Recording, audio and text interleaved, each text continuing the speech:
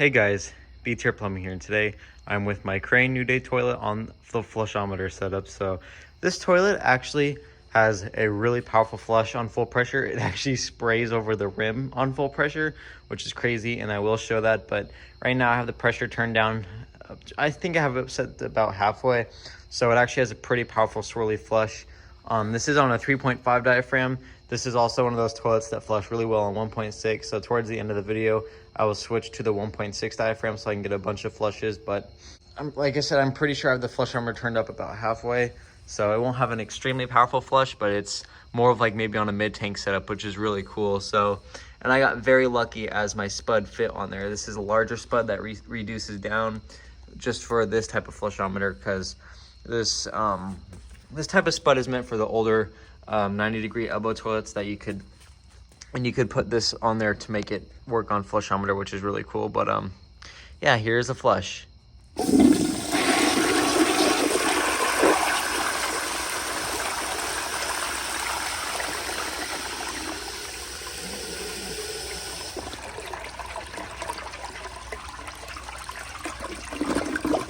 Okay, I lied. I actually had the pressure up more than halfway, and that's not even all the way up. So I'm actually gonna turn that down quite a bit, and then I will give it another flush. And unfortunately, it doesn't fill back up to the water line, but that's okay. So here is another flush with the pressure turned down just a little bit. I like this flush a lot more.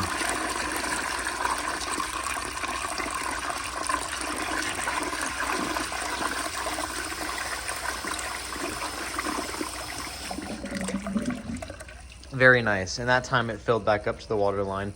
See, the higher the pressure, the less it wants to fill up to the water line, which is really weird. It's just that type of diaphragm I have installed in there. So I'm actually gonna grab my tripod over here and bring it over here. And I will do one more flush with the pressure the same, and then I will turn it all the way up and do another flush just to show y'all how powerful it actually is. So let me just bring y'all a little bit closer to the toilet here. Hopefully the shadow is not too much in the way. Let's see if I can clear some of the cloudiness out of there.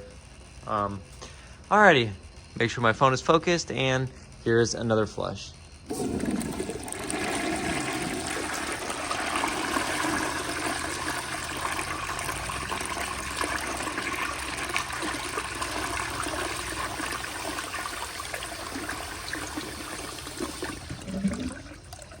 Okay, I'm actually gonna turn it down even just a little bit more, just because why not? And let's see if it'll siphon out. Again, I'm so sorry for that cloudy water. It is the most annoying thing ever, but not really anything I can do about it.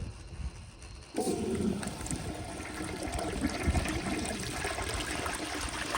see what happens if I plug this.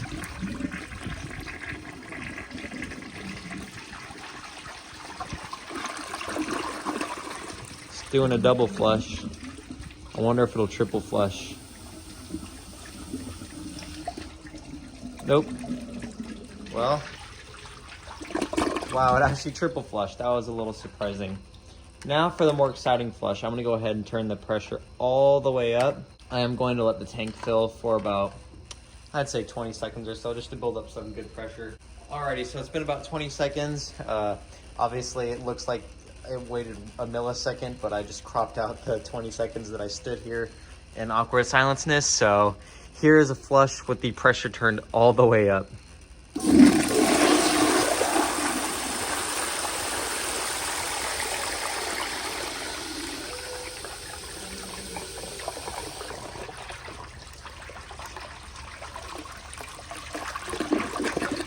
So I don't know if y'all were able to see that, but the water literally went up to the very top of the rim.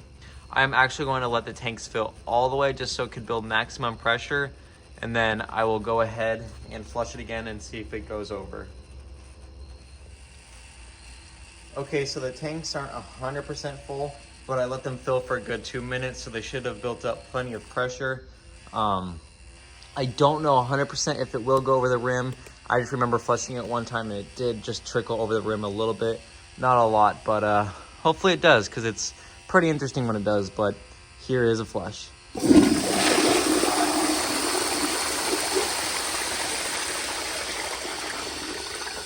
And as y'all can see, it went over the rim.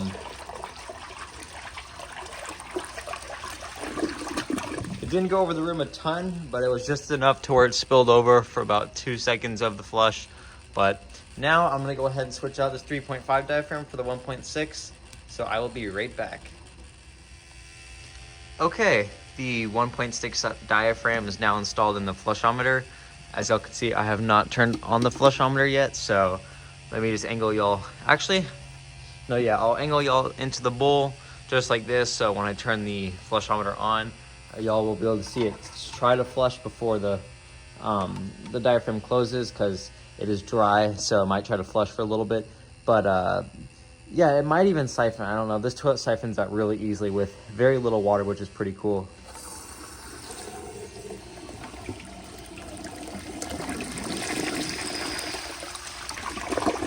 Obviously, that was not 1.6 gallons of water, but that was just the diaphragm closing because it was dry. Yeah, here's a flush on 1.6.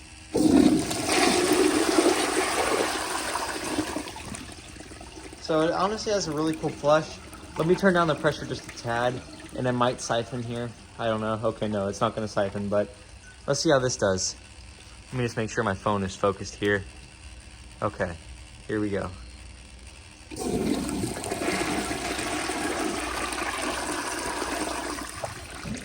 So even on 1.6, this has a really nice flush. Let me turn down the pressure even more and give it another flush. Here we go.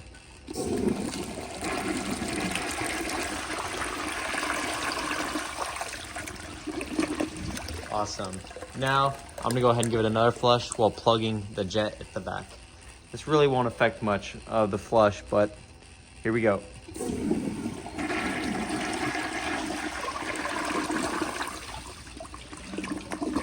Yeah, that really doesn't do much for the flush, so let me just turn the pressure all the way back up, and I'll give y'all like 2 or 3 more flushes. And for these last few flushes, I'll just do freehand. Here is another flush, but with full pressure.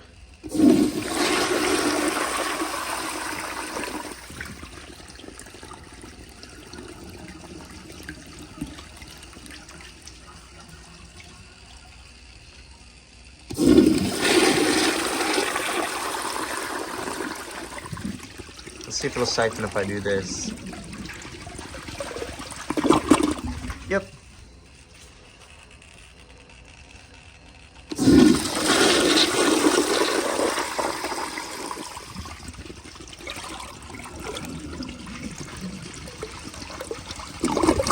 So yeah, really hope you all enjoyed this video. If you did, please like, subscribe, and as always, make a suggestion on what y'all would like to see next on the flushometer. And if it's possible, I will definitely do it. And I will see y'all in my next video. Bye.